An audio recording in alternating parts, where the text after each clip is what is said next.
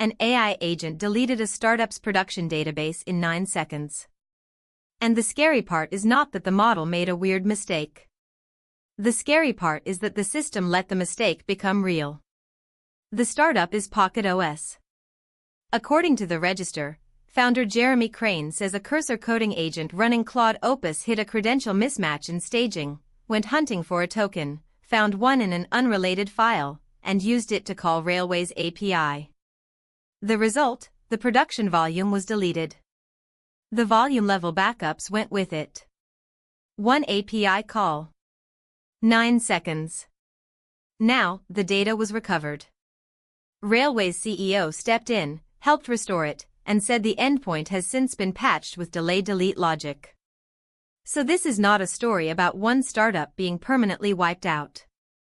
It is a story about the new failure mode of AI agents. They do not just suggest bad code anymore. They can perform bad operations. That changes who loses. Developers lose when every forgotten token becomes a loaded weapon. Infrastructure platforms lose when old API assumptions meet automated callers. And startups lose when staging mistakes can escape into production before a human even has time to say, "Wait, what are you doing?"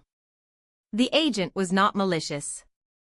It was trying to fix a problem. But it had broad credentials, no meaningful confirmation gate, and access to an API that honored delete when delete was called. That is the whole lesson. The danger is not a superintelligence plotting against your database.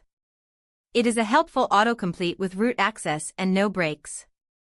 If you are using coding agents, treat them like fast junior engineers with a company credit card and production keys. Separate staging from production. Scope tokens down brutally. Put human approval in front of destructive actions. And make sure backups are actually separate from what can be deleted.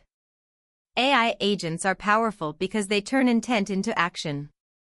This story shows the other side of that sentence. If the intent is wrong, the action is still real.